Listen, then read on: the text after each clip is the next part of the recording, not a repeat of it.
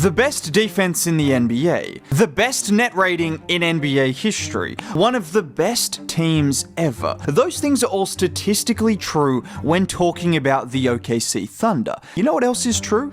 Despite all of those things, the Thunder don't have a single answer for TJ McConnell. You do as McConnell gets inside and banks it home. Gets into the paint again, pulls up, jump shot, got it again. Kenrich Williams chasing him. Now pull up, jump shot is good. Timothy John McConnell Jr. We're all witnesses. We have all been witnesses to the greatness of TJ McConnell. We've seen LeBron James, we've seen Michael Jordan, we have seen Steph Curry, Kevin Durant, Nikola Jokic. We are watching two superstars right now. There is a third one emerging. I don't care if he's 32 years old, I don't care if he's 6 foot and can't shoot threes. None of that matters. None of that matters for a historic OKC defense that don't have a single answer, a single player that can stay in front of him or stop TJ from doing what TJ does best: score the basketball. Just ask Tyrese Halliburton what he thinks of Mr. McConnell. He's unbelievable, man. He's unbelievable.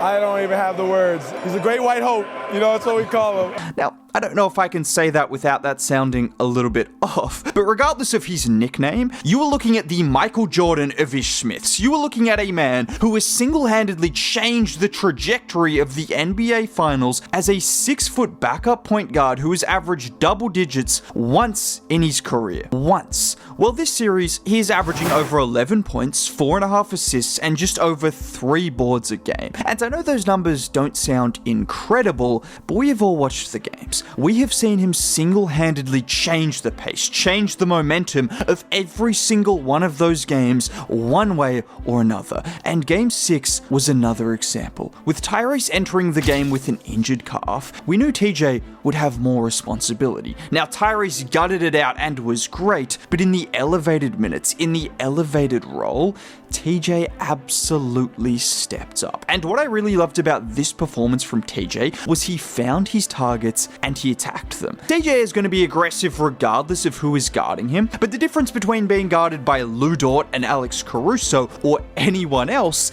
is clear. And anytime an OKC defender not named Alex Caruso or Lou Dort was in front of him, he attacked them. Just look at him here, bringing the ball up the floor. He sees Wiggins in front of him and watch him go right, and then the spin move before the footwork to get back to his right and finish. 30 seconds later, again against Wiggins, who goes under the screen, and it's just that hard drive right and then the mid-range. And once he sees that first mid-range go in, he is just held to guard. I mean, good luck Kenrich Williams as he backs it out, hits him with a combo, and then the fadeaway, or this one which might be my favorite, this time with Cason Wallace. And just look at the speed. He sees the spot on the floor and just attacks it going hard right. But it's that ability at full speed to then transfer his energy into a jump shot so effortlessly.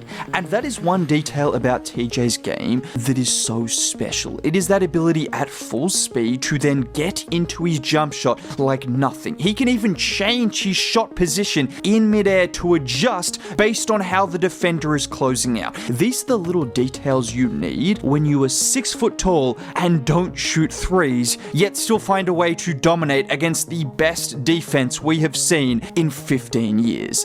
That is how you become as good as TJ McConnell, and this isn't some fluke. A reason the Pacers have been so good the last few years is because of this man. Everything we are seeing on the NBA final stage, we have seen him do over the last several years. The only reason he hasn't averaged more points is because he does it in such limited minutes, but in those minutes, he is always such an incredible spark. He did this exact same thing in the playoffs last year, and did the same thing against another historically great defense in Boston, averaging 15 a game versus that Celtics team. He has now played against Derek White, Drew Holiday, Alex Caruso, Lou Dort, two of the best defenses and teams of the modern era, and neither team has had any answer for him. Do you understand how incredible that is? We have seen stars consistently capitulate against these teams, and it's not as though TJ is just benefiting from someone else's playmaking.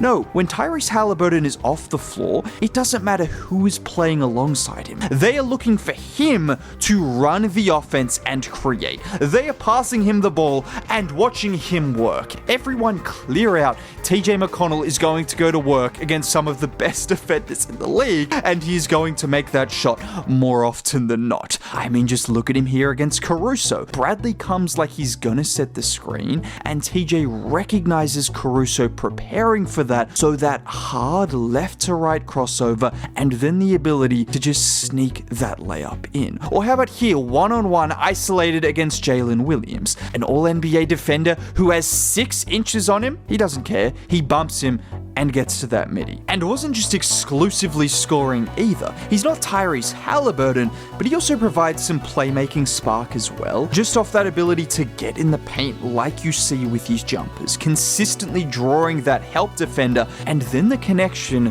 that he has with one player in particular is very, very special. TJ McConnell forces another turnover, bad pass, Toppin tries, Toppin hits. Do you guys remember Steve Nash and Amari Stoudemire? They never retired. They never quit playing. They just assumed a different form over in Indiana, and just to keep the league fair, we have them coming off the bench instead. And honestly, I could make a video about Obi Toppin as well, because he has been equally as great over the last 3 games, averaging over 16 points a game these last 3 matches. Over 16 a game off the bench as a backup big man. And he also decided to show off his bag at the end of the game as well. But putting those step back middies in garbage time to the side, the spacing, the energy, the offensive rebounding, those same kind of intangibles and the same kind of energy that you get from TJ off the bench at the guard position, Obi is bringing that in a different way as a forward. And these two need to be respected as a bench duo. The same way Pascal Siakam and Tyrese Halliburton control the game and the pace when they're on the floor, these guys do the same. And the fact they've been able to do it against OKC's starters as well as the bench, that is special. How many times do you see bench players become unplayable during the playoffs, and particularly during the finals? Heck, we see it with starters. This is what separates Indiana and is the reason they are 1 win away from the NBA finals. It doesn't matter if it is the bench or the 4th and 5th starter in the lineup. It feels like their players always step up when it matters most, and that is special against a team like the OKC Thunder. And you know what's crazy? I haven't even talked about the McConnell, the signature move that single-handedly won them Game 3. Second opportunities. McConnell on the steal, and he bats it home. He's done it again. And he pulled it off again in this game. Yeah, if you are not alert on inbound passes, TJ McConnell will make sure you're alert. And the fact he did all of that in Game 3 and still in Game 6 he managed to pull it off again, I mean, just tip your hat to him. Just tip your hat to the man that Tyrese Halliburton called.